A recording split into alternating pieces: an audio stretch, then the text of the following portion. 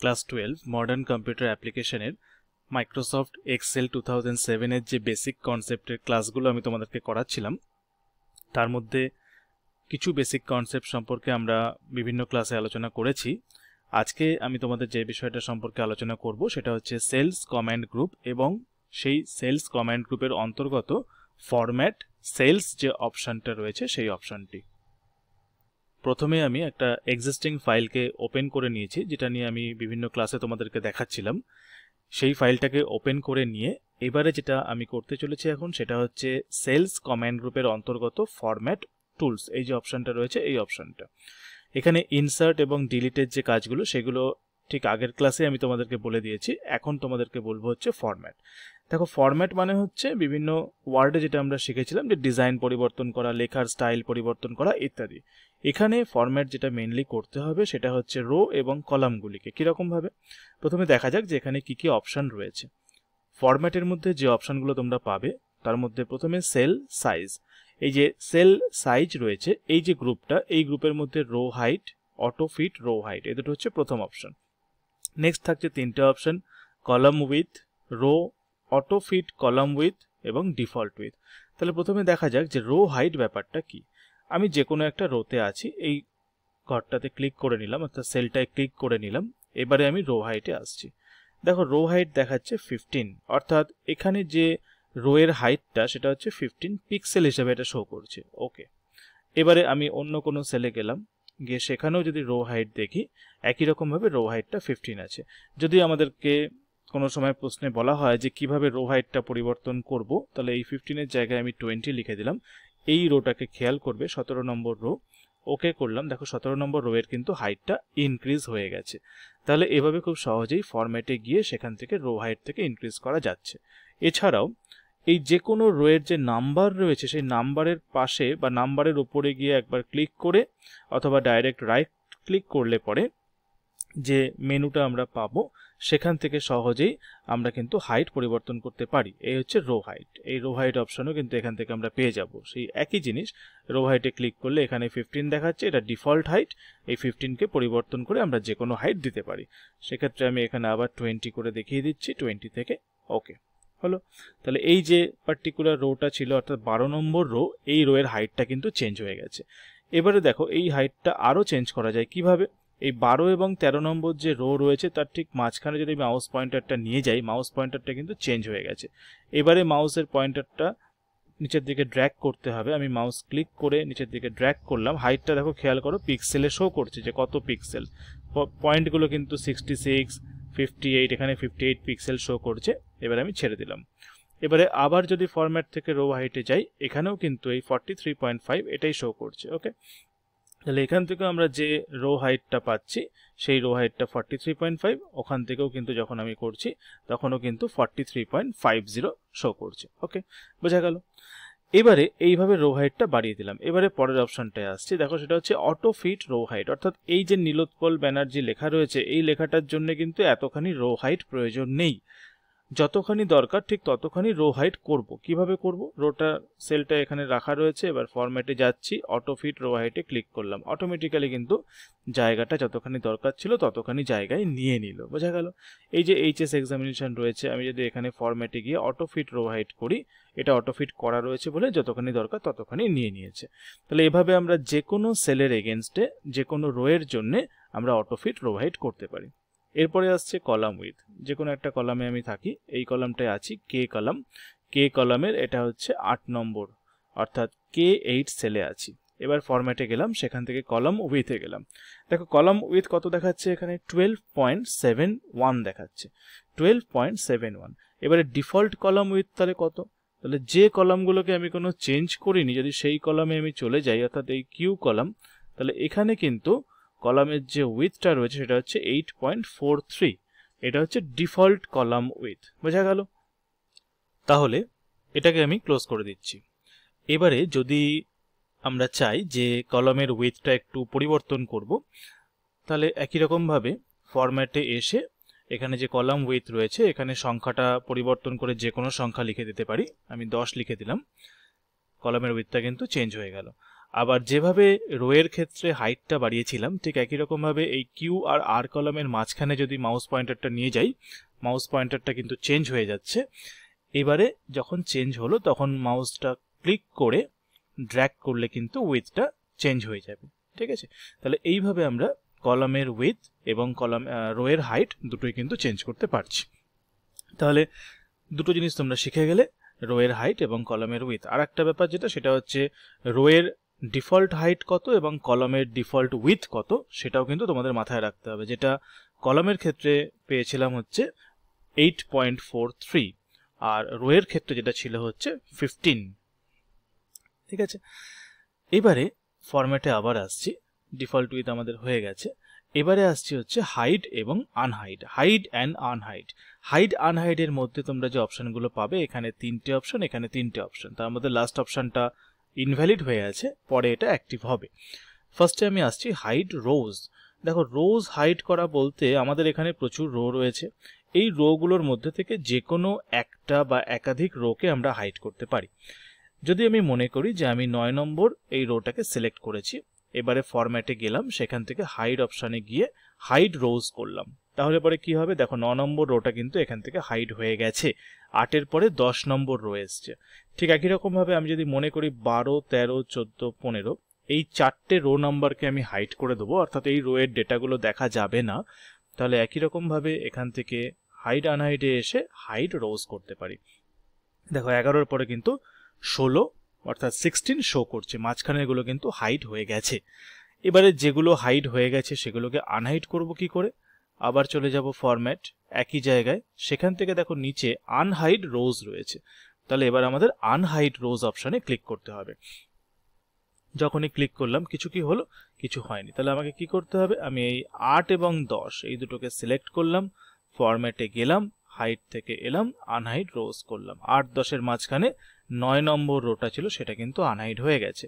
আবার 11 আর 16 এর মাঝখানে কি ছিল, এর মাঝখানে যেটা ছিল সেটা হচ্ছে, আচ্ছা আমি দুটোকে সিলেক্ট করিনি, দুটোকে সিলেক্ট করতে হবে, সিলেক্ট করে এবারে এসে আনহাইড রোজ আসতে হবে, তাহলে যতগুলো রো ছিল 11 এবং 16-র মাঝখানে সব কটা রো কিন্তু আনহাইড হয়ে গেল।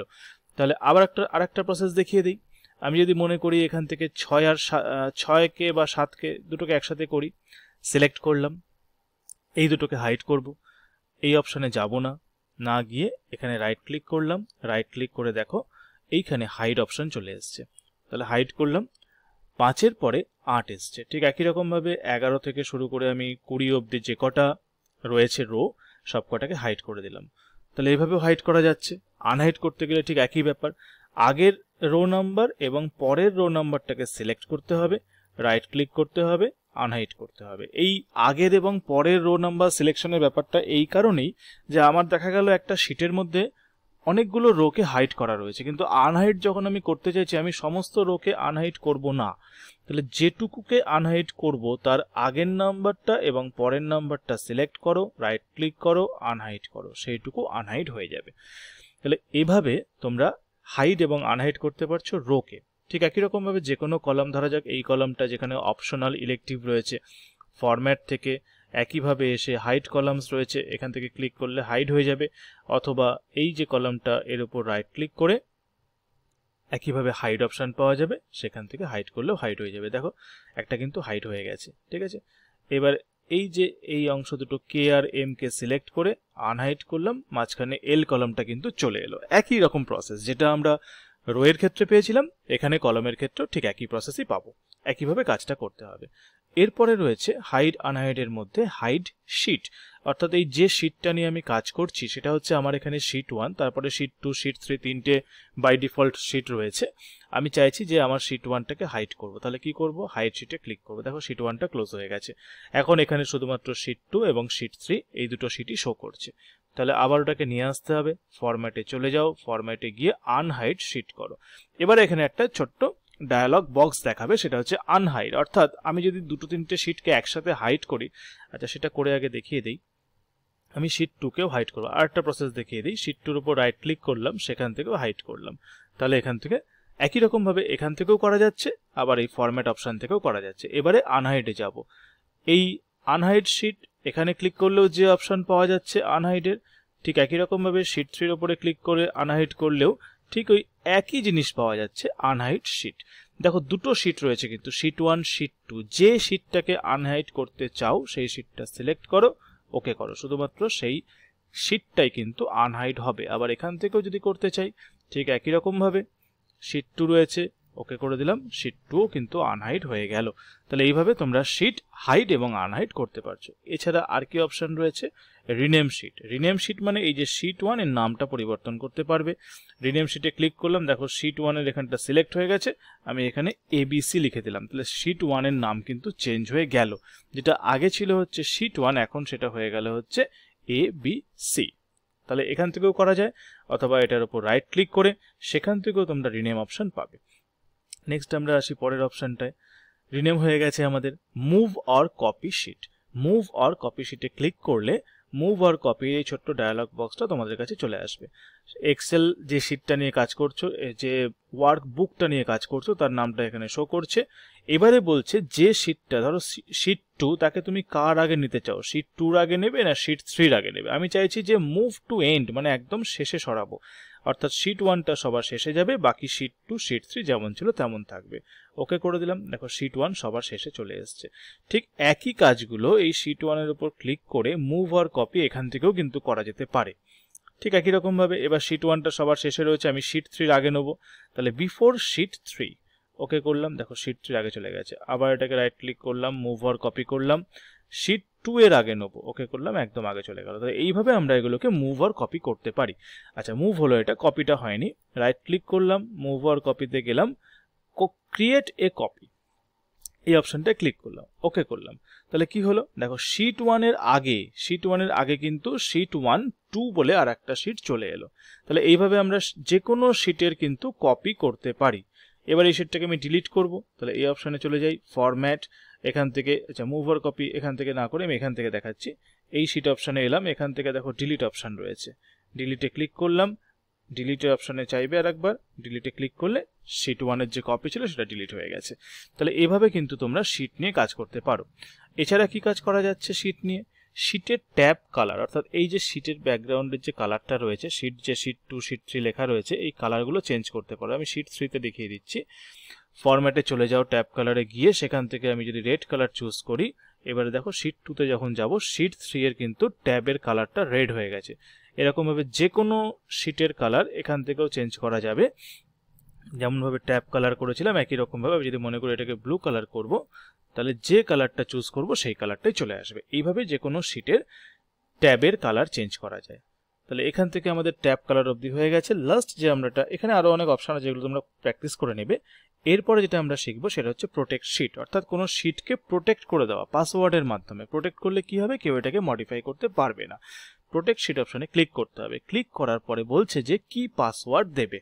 আমি এখানে নর্মাল পাসওয়ার্ড দিলাম ABC, পাসওয়ার্ডটা কিন্তু শো করবে না, এরকম ডট, 3টে ডট দেখাবে, যেহেতু আমি 3টে অ্যালফাবেট ABC ইউজ করেছি। ঠিক আছে, এবারে নিচে যে ড্রপ ডাউন লিস্ট রয়েছে এবং যে চেক বক্সগুলো রয়েছে, এই চেক বক্সগুলোর মাধ্যমে তোমাকে সিলেক্ট করতে হবে যে কোন কোন ফেসিলিটি এই লক শিটের মধ্যে দেওয়া থাকবে। যেমন বলা আছে allow all users of this worksheet to, কি করতে পারবে ইউজাররা, প্রত্যেকটা ইউজার তারা করতে পারছে, সিলেক্ট করতে পারছে লকড সেলকে এবং সিলেক্ট করতে পারবে আনলকড সেলকে। ঠিক আছে, জাস্ট সিলেক্ট করতে পারবে, ফরম্যাটে করতে পারবে না, ফরম্যাট কলাম করতে পারবে না, ফরম্যাট রোজ করতে পারবে না, কিছু কাজ কিন্তু বাকি করতে পারবে না, শুধুমাত্র সিলেকশনটাই করতে পারবে। পাসওয়ার্ড দেওয়া হয়ে গেছে, এবার ওকে করে দিলাম। পাসওয়ার্ডটা আবার এন্ট্রি করতে হবে, অর্থাৎ রিটাইপ করতে হবে বা রি এন্টার করতে হবে। আমি আবার ABC এন্ট্রি করলাম, ওকে করলাম, শিটটা প্রোটেক্ট হয়ে গেছে। কি করে বুঝবো, আমি ABC হাই স্কুলের নামটাকে চেঞ্জ করার চেষ্টা করছি, যখনই আমি কোনো একটা কি প্রেস করলাম তখনই বলছে the cell or chart that you are trying to change is protected and therefore read only. তাহলে এটাকে কিন্তু আমি চেঞ্জ করতে পারবো না, চেঞ্জ করা সম্ভব নয়, কিন্তু আমি সিলেক্ট করতে পারছি, যেহেতু সিলেকশনের অপশনটা অন করা ছিল। যদি সিলেকশন অপশনটা অন না করতাম তাহলে কিন্তু সেটাও করতে পারতাম না। আবার একই প্রসেসে ফরম্যাটে গিয়ে আনপ্রোটেক্ট শিট করতে হবে, পাসওয়ার্ডটা সেম পাসওয়ার্ড দিতে হবে, ওকে করতে হবে, শিট আনপ্রোটেক্ট হয়ে যাবে। তাহলে আমি তোমাদেরকে ফরম্যাট সম্পর্কে সমস্ত ব্যাপারটা এই ক্লাসে বলে দিলাম। পরবর্তী ক্লাসে আমরা অন্যান্য ফিচার্সগুলো সম্পর্কে আলোচনা করব।